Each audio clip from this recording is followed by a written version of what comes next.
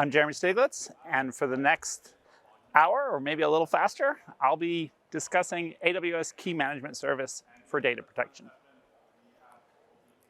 I'll do this presentation in two parts. The first part, we'll look at an overview of the Key Management Service, what it does, how it's built, how to reason about some of the constructs and patterns that we use at AWS for data protection. The second half of this presentation, we'll look at best practices in three areas: protection, performance, and policy. And we'll have some tips and guidelines for how to think about and design a data protection strategy that gives you better protection, performance, and policy management.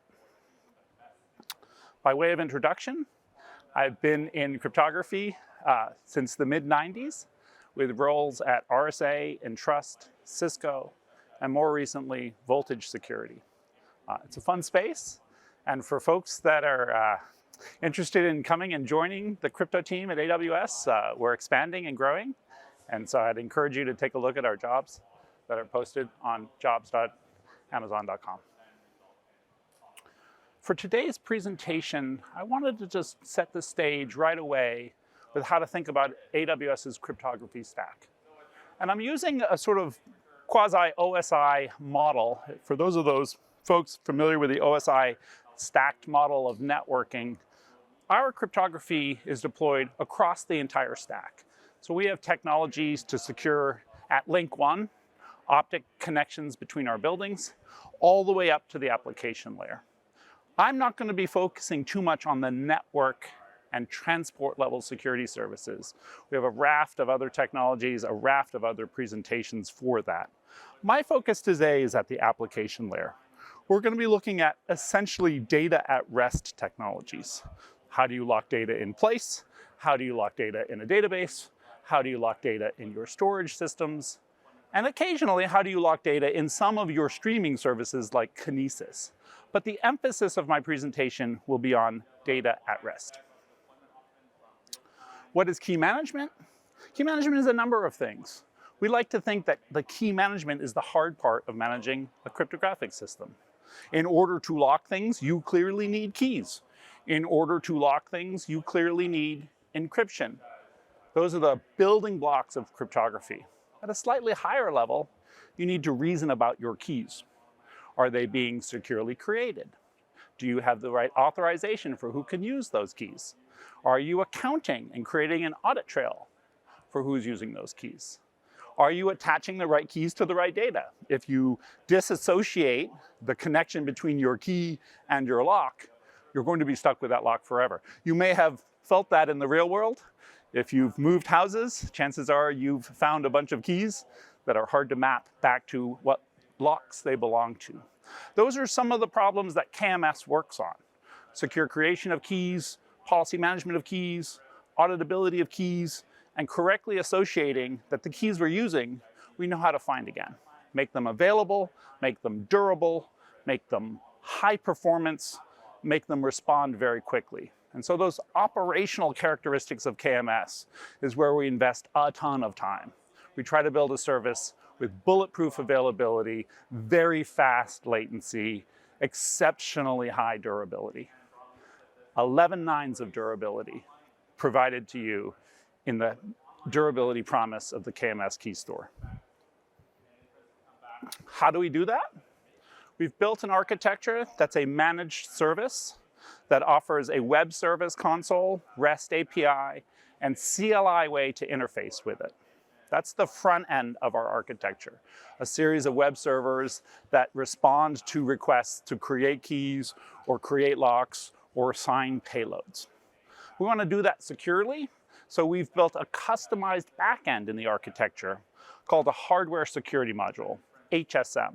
This is a common way to harden key operations in cryptography, and we certify our HSMs through a NIST standard called FIPS, Federal Information Processing Standard 140, which is a standard specifically to validate and certify implementations of cryptographic modules. We built a fleet of those in every availability zone that we operate in to give us those performance characteristics and security hardening characteristics that we need to be the manager of your keys. We take a couple important dependencies on other services in AWS. We want to make sure that the roles that are asking for keys are correct, and we want to make sure that those roles have the right permissions to ask for keys. And so we are very closely integrated with IAM. IAM is our front door for the authentication and authorization of who can use a key. Similarly, I mentioned auditability of keys. We take a close dependency and use CloudTrail very verbosely in KMS. Every action that your roles use on keys, we want to be very specific and very granular in how we write that out to CloudTrail so that you can audit these activities over time. How do you use this service? As I discussed, the foundational role for KMS is to create and manage keys. And so across all of AWS, if you're going to be creating data that you want to lock, you generally have the option to call KMS and use KMS as the provider of those keys and the manager of who can access those keys. Of course, you may be doing things outside of AWS services, and you may want your own standalone cryptography. We offer a number of what we call client-side tools, AWS crypto tools, to help you build your own standalone cryptography, and KMS works with standalone tools that we vend, as well as generic crypto tools out there as a key management service. Over time, in addition to data protection, we've started to add new cryptographic services to KMS. About 2 years ago, we launched the use of asymmetric keys in KMS. Asymmetric keys include technologies around the RSA algorithm and elliptic curve algorithms for cryptography. You can create both in KMS today. You can sign data with both RSA keys and elliptic curve keys, and you can also encrypt data using asymmetric RSA key pairs in KMS. Some customers want to use KMS as a utility service, and so we have some additional APIs for random number generation. And this week, we launched a new API in a different dimension called HMACs. HMACs stand for hashed message authentication codes, and they're a useful, fast way to create a digital signature. Now, you may be familiar with digital signatures if you've studied cryptography and looked at the asymmetric relationships in an RSA public-private key or an elliptic curve private key, public key. HMACs are a little different, sometimes referred to as symmetric signing, but they're an interesting foundational building block, and you'll see them used prominently in technologies like Java Web Tokens for digital signatures, as well in tokenization schemes. They're useful because they provide deterministic protection and referential integrity. They are also an important building block as a pseudo-random number generator and a way to generate deterministic keys. And so we're pretty excited about that launch. That launch happened on Tuesday, and there are now 2 new APIs in KMS for generating HMACs and verifying HMACs. Importantly, people have been building millions and billions of HMACs in software. The difference here is that by using KMS, you run that HMAC inside and protect it within that fleet of HSMs. So this is sort of HMAC plus, if you will. You get the output of an HMAC and the guarantee that the private key you need to build that HMAC never leaves KMS. Pretty cool stuff. I mentioned this notion that across AWS you can protect data with KMS. That stems from a goal we took in 2020, which was a broad goal that said services that handle customer data should offer the ability to connect to KMS to manage the keys for that. And over time, we've had a huge surge in the number of services that we support. Today, we have 103 services listed on our website for services at AWS that you can tie to KMS for the key management of data protection in all those services. It might be easier for me to list the services that don't support KMS that do. So all of the large services of AWS, S3, EBS, RDS, Aurora, Lambda, Kubernetes, Secrets Manager, CloudTrail, and everything else that generally handles customer data now supports an ability to tie into KMS for the key management of that. Before I dive into best practices, I wanted to finish with a couple building blocks of some concepts I'm going to be talking about and just explain those really quickly. The foundational pattern of KMS, when I talk about 103 services and I talk about this ability to protect data anywhere, the foundational pattern for that is envelope encryption.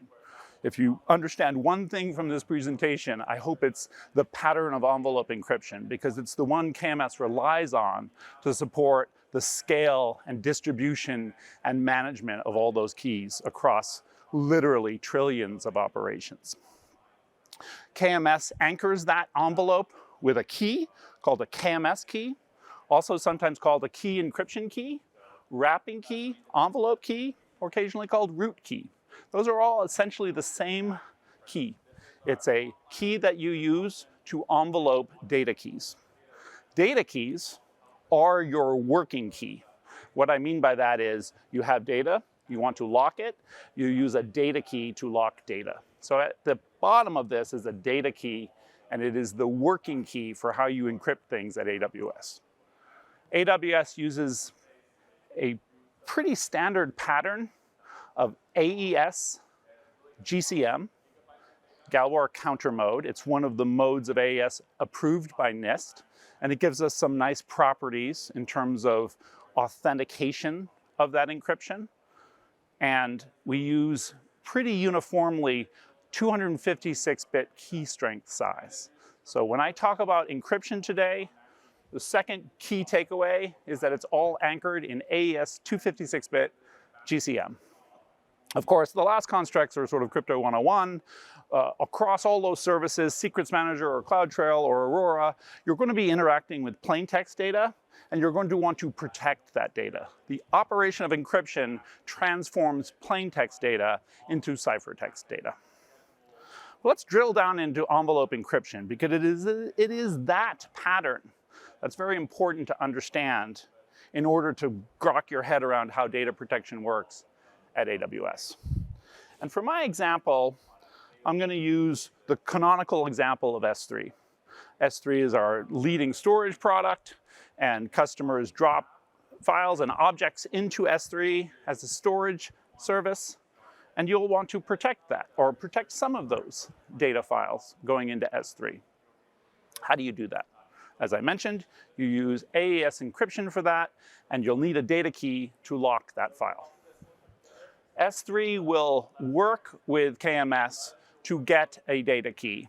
And when it gets that data key, it will then use it to encrypt data. But you'll notice, I've now got a nice protection of my file. It's locked, it's ciphertext, it's protected. But what do I do with that data key? I need to care about it, because if I get rid of the data key, I can never open that envelope, or excuse me, if I get rid of that data key, I can never open that ciphertext again. So I need to keep track of it. I've also got a security assignment, because anyone who can see that data key or use that data key or access that data key will open my ciphertext that I'm trying to hide from them. So I have this security assignment to protect the data key. And that's where an envelope comes in. We're going to encrypt it. We're going to encrypt it with AES 256-bit GCM, and we're going to lock it as ciphertext. And we're going to send back an envelope to S3 of the encrypted data key. And S3's job is done. It took a data key from KMS. It used that data key in memory to encrypt plain text data. And it wrote to disk two things. It wrote to disk the ciphertext of your image or file, and the ciphertext envelope that KMS sent back. And that's all it keeps.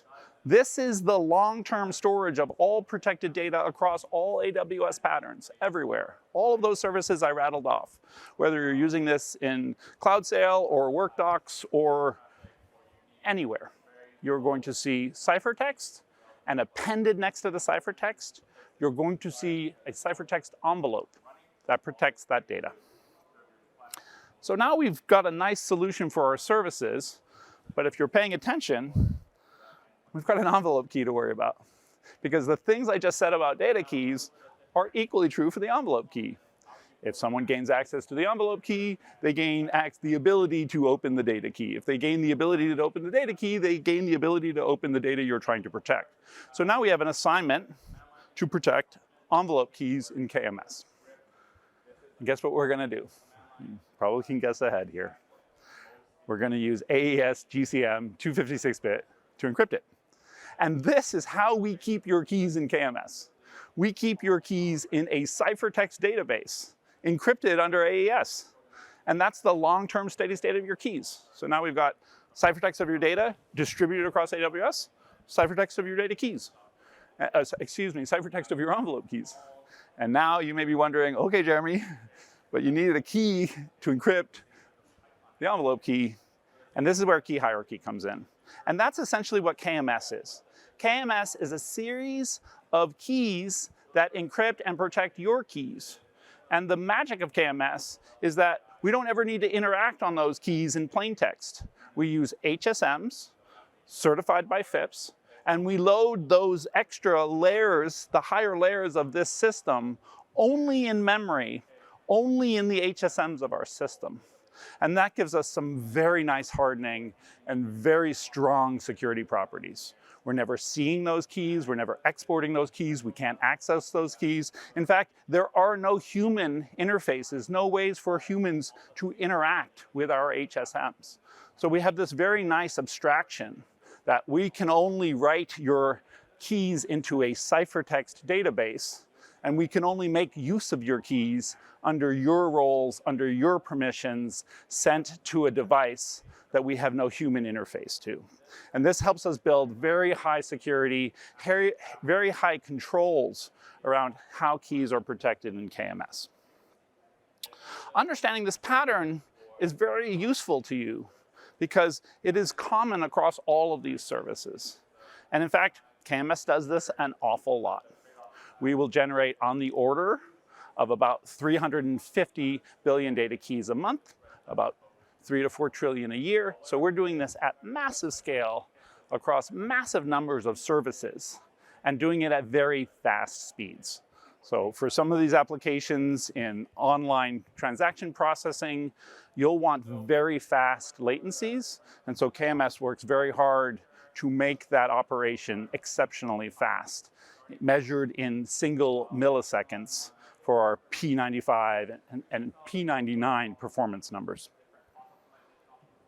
Of course, that same pattern can be built in your own apps, using your own applications, or through our vended tools, or through customized environments, like the hardened computing environment of Nitro Enclaves. The last question I will bring up in this setting the stage first part of my presentation is the trust question. Because we are the custodians of your keys, and because your keys anchor all your secrets in AWS, far and away, the number one question we get asked from now to eternity is, well, can AWS see my keys? How do I know you're not going to take my keys or make use of my keys outside of my purview? And the answer is, keys never exist in plain text in our system. They never exist in a format outside of the memory boundary of our HSM. And so the only time we open a key is inside this hardened environment of an HSM. And it's a hardened environment we don't have human interfaces to. And so there's some very nice operational characteristics of this system. When operational with those domain keys, there's no operator access to the HSM. There's no software updates allowed to that HSM. To do anything to that HSM, we essentially have to remove it and power it off. And by powering it off, we zeroize all the memory in that service, that platform, that HSM. And that zeroization means that there's no remaining key material inside that HSM. We have very strict controls on how our firmware is managed, very strict controls that are SOC audited on how our software is updated. And we use this third-party evidence for customers to establish and understand that we're doing what we say we do. So we have a number of SOC controls audited by a third party that we publish every 6 months that determine how we manage the operational state of these security guarantees. So really 2 things to anchor this on. A set of SOC controls that we publish, as well that FIPS certificate. Inside the FIPS certificate, you must have conducted a series of validation tests conducted by a certified NIST certification lab that verify that you're implementing cryptography correctly. So you have the correctness of implementation from a FIPS certificate, and you have the security audits and security controls of SOC. That's my overview. Let's jump into some best practices and look at data protection in really 3 dimensions. Things to think about in managing protection, things to think about in managing performance, and things to think about in policy managing those keys. You know, interestingly, I've been in cryptography a while, and it's interesting where customers try to very narrowly examine things. I think policy is a very interesting space because, you know, if you don't get policy right, you can either shut yourself out or over-provision unintended usage. So we want to be very granular, very specific, very robust in our policy. And I think sometimes that gets missed, right? People focus on the key size, or they focus on some new esoteric side channel attack of timing attacks or something. And cryptography seems to invite some of those very narrow inspections. And meanwhile, there's this elephant of, did you get the policy right? So we'll spend some time looking at policy and some ideas we have for how to manage it. Inside protection, we're going to talk about different types of keys in KMS, and we're going to make a recommendation to use customer managed keys. We're going to look at key rotation, and we've got some provocative advice there.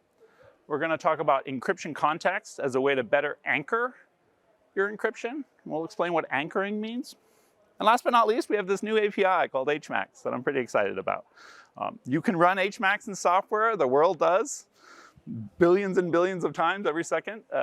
AWS relies on an HMAC, if you've noticed, in our API. The SIG-v4 protocol uses an HMAC to sign every request of every API coming to AWS.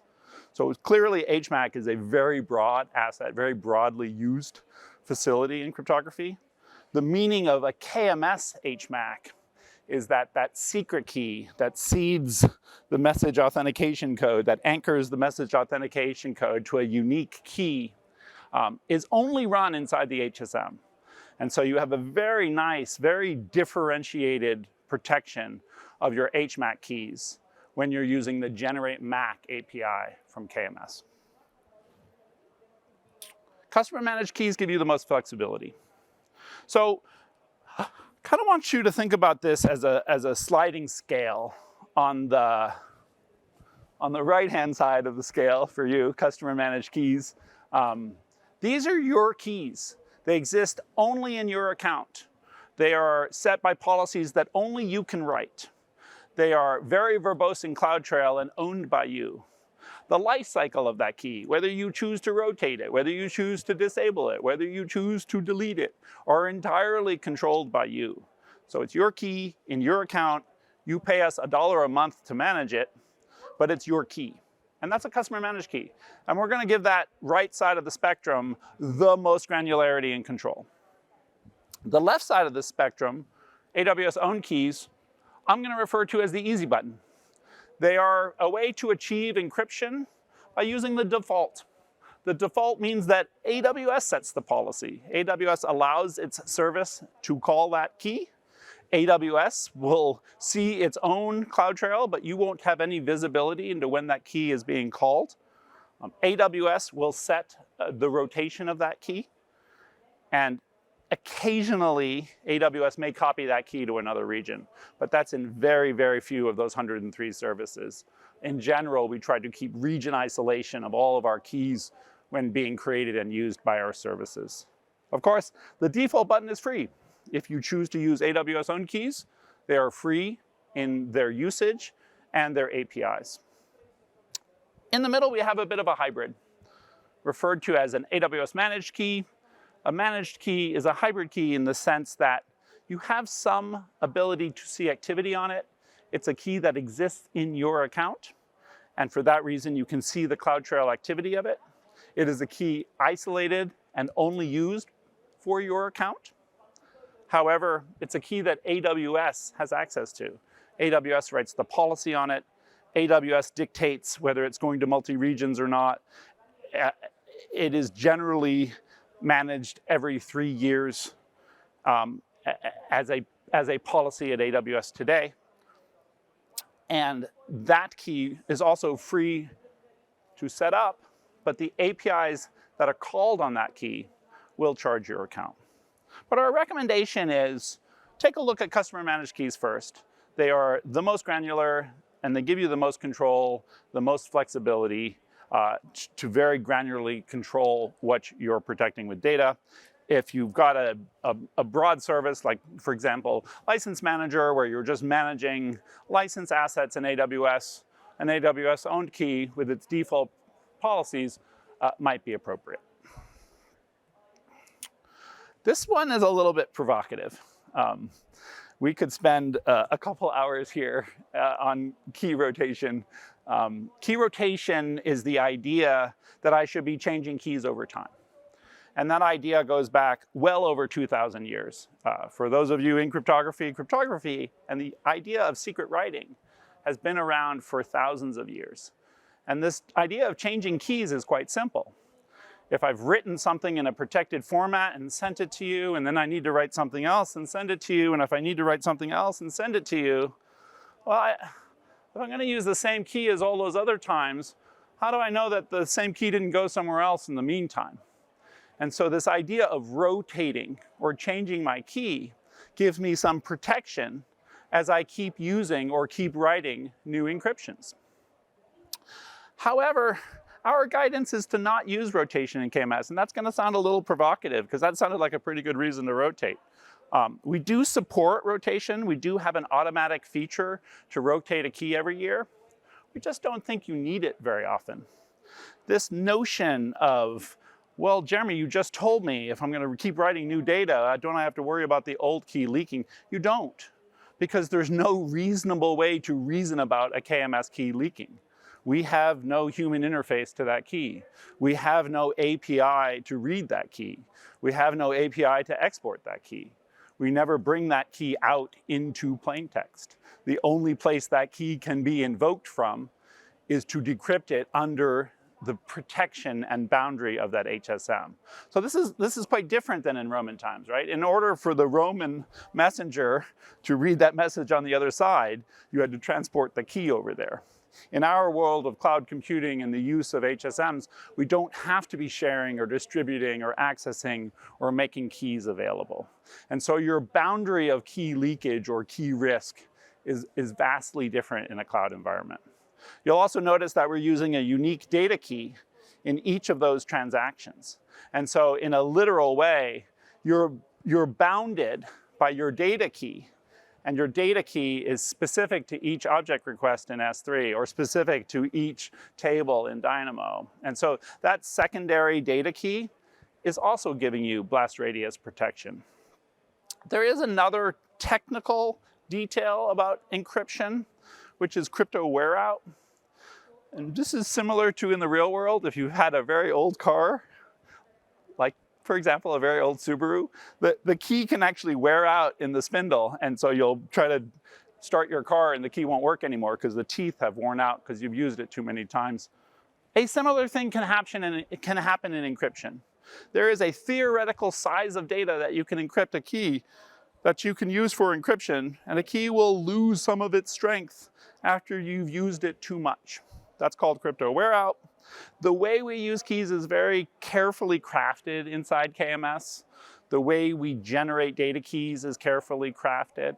And we can do things to improve the reusability of that key. For example, the largest payload you can encrypt with a KMS key is 4 KB. And so by using these methods to control how they're used, by limiting the payload that we use them under, by using KDFs and other ways to generate data keys, we don't have a crypto wear out until you have used this key an exhaustive amount of times.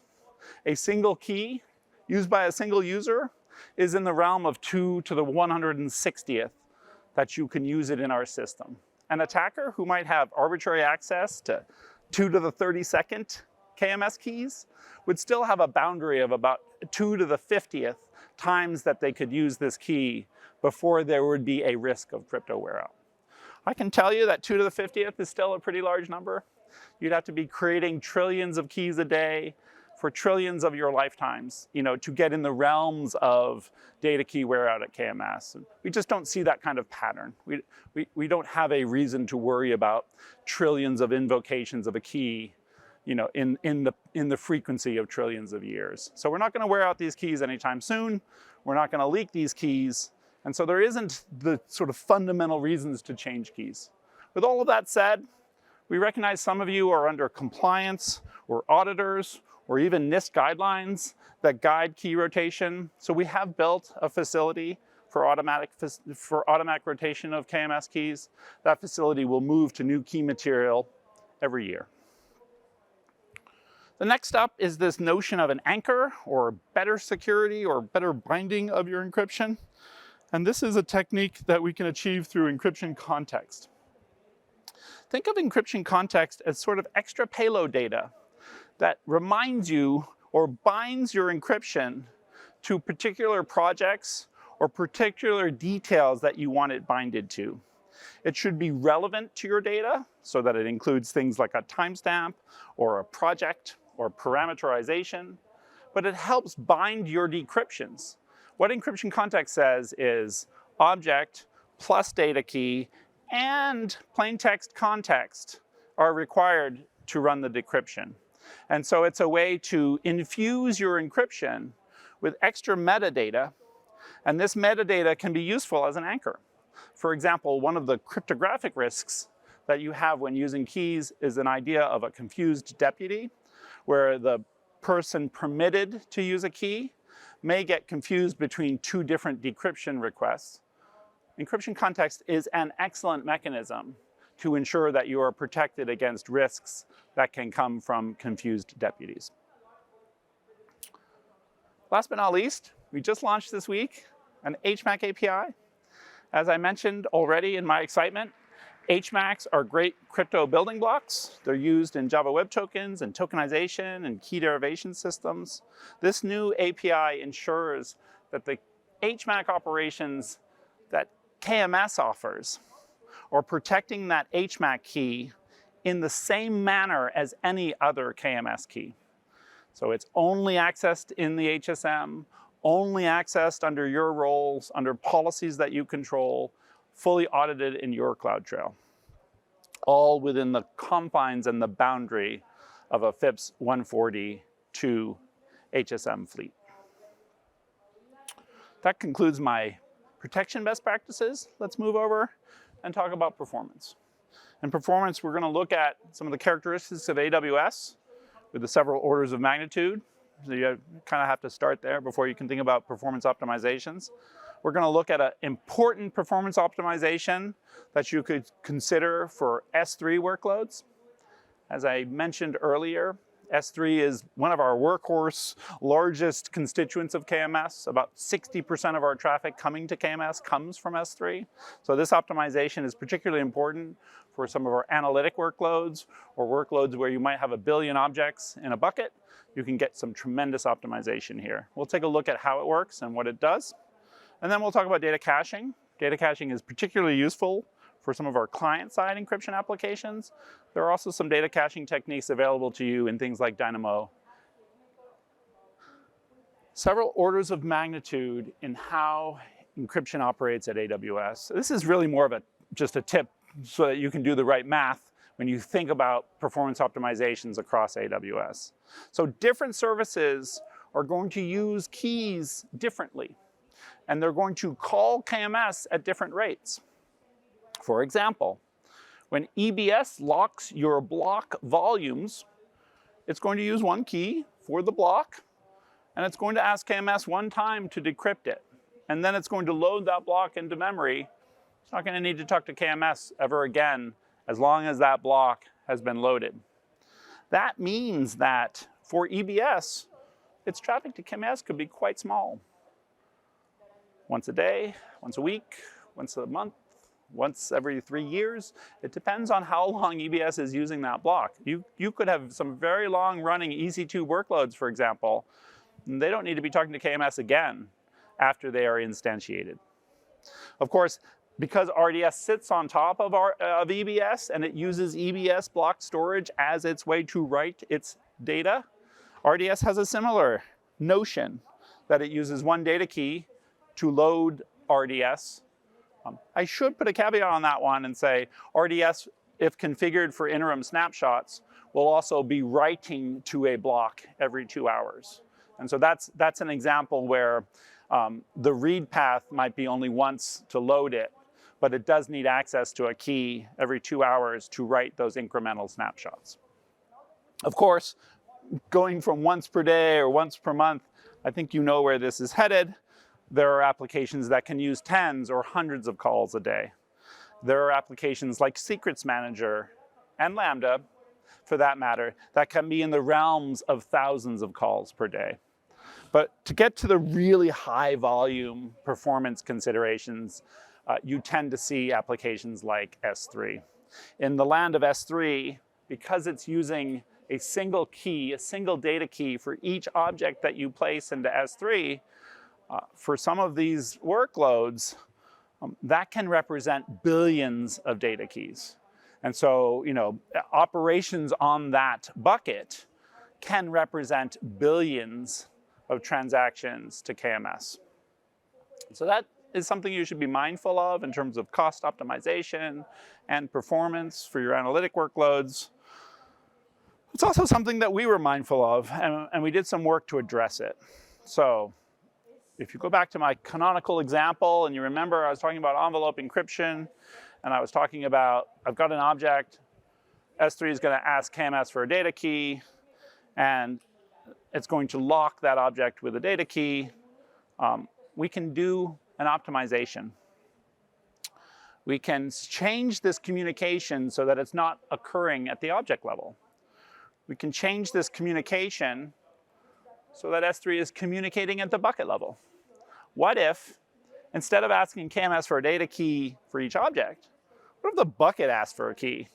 And the bucket said, hey, KMS, give me an intermediate key called a BIC, a bucket intermediate key.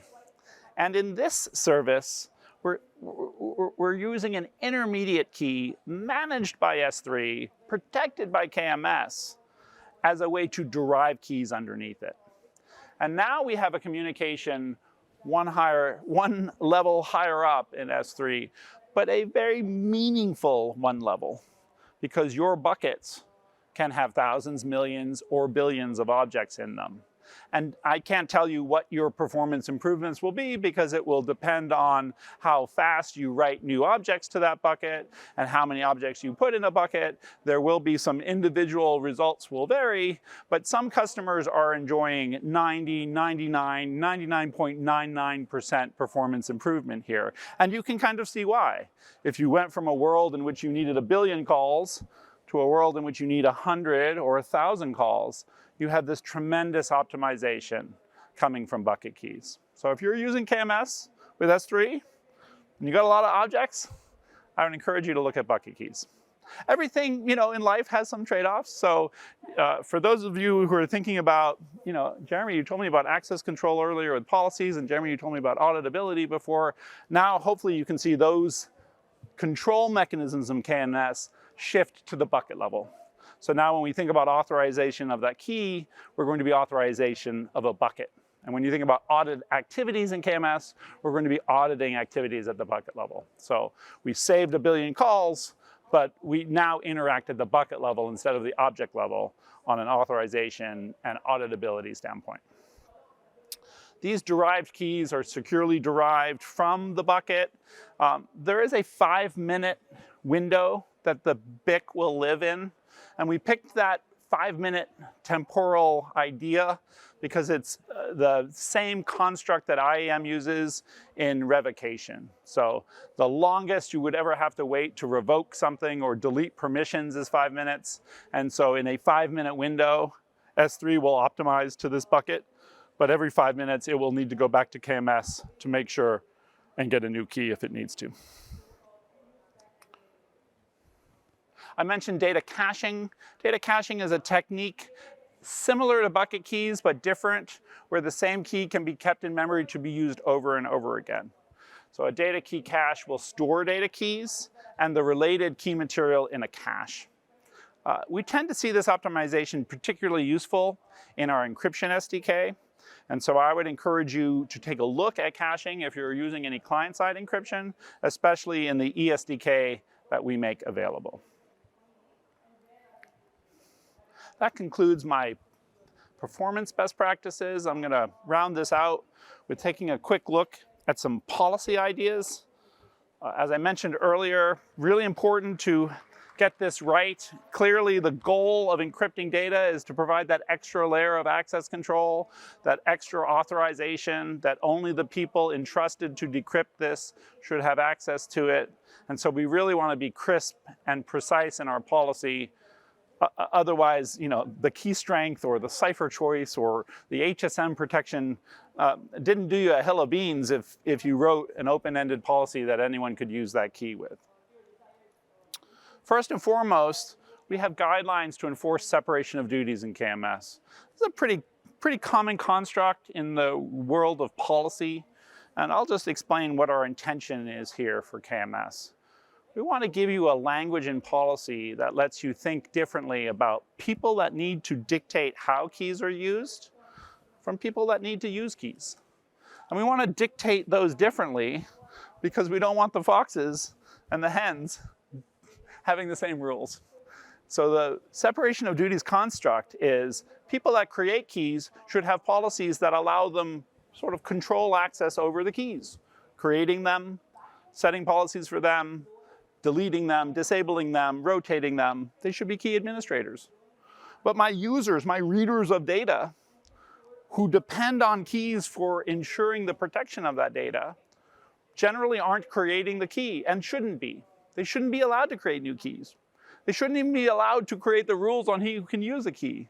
They should be allowed to use keys. And so this idea that my users of keys should be different and hard-walled, and that's really where the separation word comes from, should be hard-walled off from key administration. And that's a best practice you'll see across VPN access or IAM policies or IDP systems. It's a best practice we've inherited in key management so that you can separate key administrators from key users. You might have a third group, compliance. These people might need a read-only. They need to ensure your policy scopes are correct, ensure that your keys are rotating, or ensure that your keys have been deleted when a project got deleted, or that a role got deleted when the role left the business. That read-only access can be achieved with a third different separation of duties. And so this is an important construct. It's used in zero trust architectures. We would encourage you to look at our best practice guidelines across both IAM and KMS for separation of duties. Going one level deeper, now that I've got my two roles, I've got my key administrators, my key users, how can I get more dynamism, more flexibility? And attribute-based access control was an innovation launched in IAM probably about 3 or 4 years ago, launched about 2 years ago in KMS. And attribute-based access control now gives you the flexibility to use tags and project scopes in your key policies so that you can write these tags that associate resources to roles to KMS keys. In this example of this color picture, you could have 3 project scopes. You could have HR, finance, and construction. And you could flow through your assets, your roles, and your keys with project names. This is an HR. And then you could have intentionality across your system that HR should only be protected with HR keys should only be applied to HR resources. And it's a much easier, more flexible way to dynamically add and remove people. And it gives you this ability to abstract away from the previous or more specific way to control policies in KMS was tied to principal names and key IDs. You can still do that. You can still hard bound keys to key IDs or key ARNs. But this introduction of aliases and tags gives you a nice additional layer of flexibility to get your policies correct. In addition to attribute-based access control, we also launched a new ability in KMS to further lock down your data through VPC endpoint policies. So a KMS policy combined with an IAM policy says these roles on these resources can do these actions on these keys. This adds another dimension, which is from where can all of that logic operate from? And from where is the VPC context of where is this request coming from? And so now I have new granularity, new abilities to control everything I just told you about a resource, about a name, about a principal, about a key. Now make sure it's only coming from this VPC or this service or this time of day, or only when they've used an MFA, or only when it's this principal organization. And so these extra layers let you further lock down key controls. This is a particularly important control for things like compromised credentials. You could imagine you've established a set of controls that dictate, and we'll go back to attribute-based access control. The red team can see red resources with red keys. But what happens if there's a compromise to one of the red principals? And that compromise means that someone has maliciously attacked that credential. Now with VPC endpoint policies, we have a way to block even compromised insiders, because that compromised insider isn't going to be running from the authorized VPC that this workload is running from. Or maybe that's too strong a statement, isn't going to be running from, but it will create just another layer of protection, another method and control that you can use to better bind the permission to the intended use of that key. Last but not least, and this is my last tip, so we're gonna close a little bit early. I hinted that we might be a little early today. I will be available in the lobby for any follow-up questions today. But my last tip is, we've been talking about keys and principals and policies and accounts and aliases. We also have service control policies. And service control policies are a nice way to aggregate at the organization level, so that now you can create organizational level rules. For example, you might want to only permit access in 2 of the hundreds of locations or 24 global regions that we operate in. You can now dictate at the organization level behaviors that you want to happen on KMS keys. So if attribute-based access control allowed you the dynamism of tagging and aliases, and so we'll call that a horizontal expansion. This is really a vertical expansion. Now we can operate at the unit level of an account or a role, and now we can operate at the organizational level to set policies there. So I'd encourage you to look at SCPs and service control policies as a higher level asset to control organization-wide KMS key controls. That concludes my thoughts on best practices for today. If I've done my job right, hopefully you've come away from today with a sense that this looks a lot different than it did 8 years ago when we launched it. 103 services, trillions of operations a year, ability to do asymmetric cryptography, and now a new 3rd building block launched this week in HMACs. An increasing amount of automation in terms of cloud formation and other ways to drive automated creation and management of KMS. New and upcoming services will turn on encryption by default, which will make it easier just to get underlying encryption automatically deployed in the cloud. We've built a high degree of trust into our locks and keys. We spend a lot of time and work on the FIPS 140 certification and a global set of certifications, so that it's not just us, but it's our certifications that you can rely on to take that assurance that we're doing what we say we're doing. And fundamentally, you control and you build the policies that govern how you use these keys. Newly launched features like the VPC control and attribute-based control and service control policies allow that flexibility as well as specificity to make sure you're getting policy right. With that, I conclude my prepared remarks today. I would encourage you to check out some of our other recorded sessions. Most of these should be available on YouTube. Based on those URLs, it looks like they all are. There's an overview that the general manager of KMS, Ken Beer, runs, called How Encryption Works. Some shared content with this presentation, but more of a broad survey of KMS.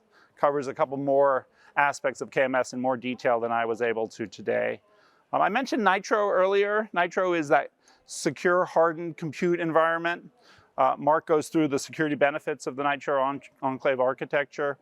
They have some specific capabilities with KMS that are particularly cool, where you can get attestation and basically a very trusted communication pipeline between an enclave and KMS.